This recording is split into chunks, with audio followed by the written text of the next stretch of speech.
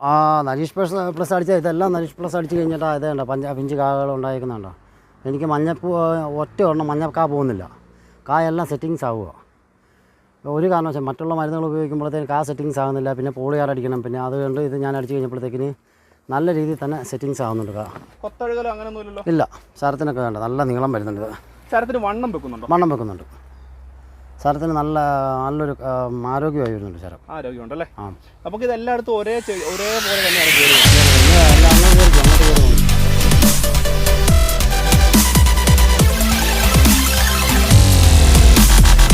നമസ്കാരം. കഴിഞ്ഞ ദിവസം ഏലകൃഷിക്കും കുരുമുളക് കൃഷിക്കും വേണ്ടി നമ്മളൊരു വളം പരിചയപ്പെടുത്തി തന്നായിരുന്നു, നരിഷ് പ്ലസ് എന്ന് പറയുന്ന വളം. വളരെയധികം ആളുകൾ ഇതിൻ്റെ റിസൾട്ട് ഉണ്ടോ എന്നുള്ള കാര്യം ചോദിച്ച് സംശയങ്ങളൊക്കെ ചോദിച്ചിരുന്നു. ഇത് എങ്ങനെ വിശ്വസിക്കുമെന്ന് പറഞ്ഞു. അപ്പോഴതിനുള്ള ഒരു ഏറ്റവും നല്ല ഉത്തമ ഉദാഹരണമാണ് ഇന്നത്തെ വീഡിയോയിലൂടെ നിങ്ങൾക്ക് ഷെയർ ചെയ്ത് തരുന്നത്. എല്ലാവരും ഈ ഒരു വീഡിയോ പൂർണ്ണമായും തന്നെ കാണണം. ഏല കർഷകർക്ക് തന്നെ പറയാനുള്ളത്, നരിഷ് പ്ലസ് ഉപയോഗിച്ചതിന് ശേഷം പറയാനുള്ളത് എന്നാന്ന് വെച്ചാൽ കേൾക്കുക.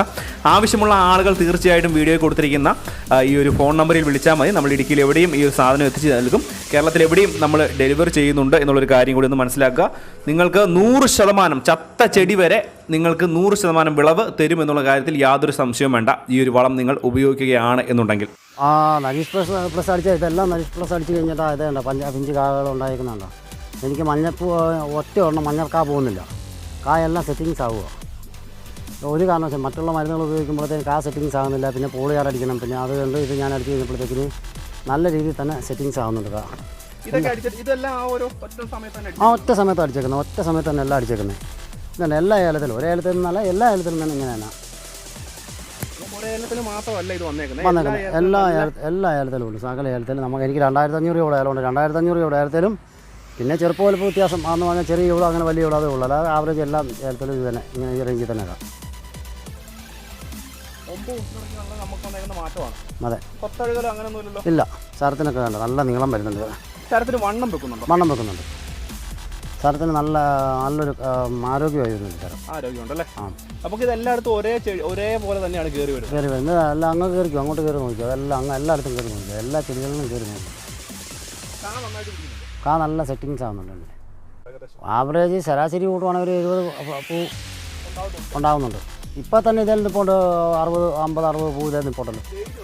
ഇത് ഇപ്പം നിൽപ്പുണ്ട് ഇതല്ലേ.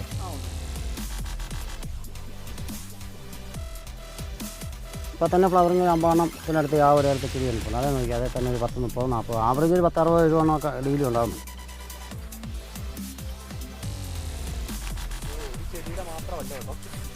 ഒരു ചെടി മാത്രമല്ല കാണിക്കുന്നത്, നമ്മൾ ഈ അടിച്ചതിൻ്റെയൊക്കെയാണ് കാണിക്കുന്നത്. എൻ്റെ മുകളിലോട്ട് ആ കയ്യാലവിടെ നാം മുകളിലോട്ട് എടുത്തു.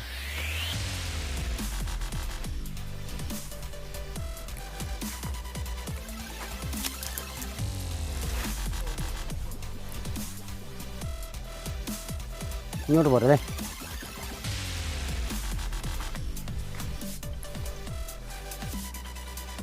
വീഡിയോ ഓണാക്കി തന്നെ പോരാ, അപ്പോൾ അറിയാമല്ലോ വീഡിയോ ഓണാക്കി.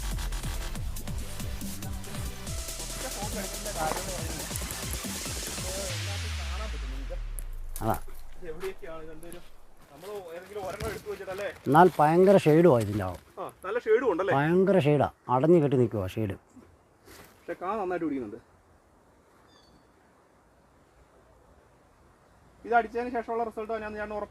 ഉറപ്പ് 100 ഉറപ്പ് തന്നെ. നമുക്ക് പിഞ്ചുകാ കുറവായിരുന്നു.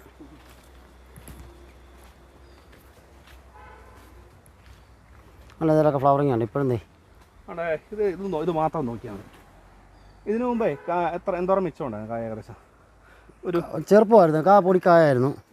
പൊടിക്കായെന്ന് പറഞ്ഞാൽ ആവറേജ് പറയാനാണെങ്കിൽ ചെറുതായിരുന്നു. ഇത് ഒരു ഈ വലിപ്പം, ഇത് ഈ വലിപ്പമൊക്കെ വരുവുള്ളായിരുന്നു കായ്ക്ക്. ഈ വലിപ്പം ഉണ്ടായിരുന്നുള്ളൂ. ആ, നല്ല വ്യത്യാസമല്ലേ ചേട്ടാ? അതെ. മറ്റുള്ള അപേക്ഷിച്ച് കോസ്റ്റ് കുറവാണ് നമുക്ക്. ആണ് ഇപ്പം ഞാൻ 10 ബാറിൽ മരുന്ന് അടിക്കേണ്ട പൈസ, അതായത് ലേബർ ചാർജ് ഉൾപ്പെടെ നമുക്ക് ഇത് മേടിക്കുമ്പോഴത്തേക്കിന് മറ്റുള്ള മരുന്ന് മേടിക്കുന്ന 10 ബാറിൽ മേടിക്കുന്ന പൈസ ആകത്തുള്ളൂ. ലേബർ ഉൾപ്പെടെ ഇത് 20 ബാറിലടിക്കുമ്പോൾ ആവുള്ളൂ.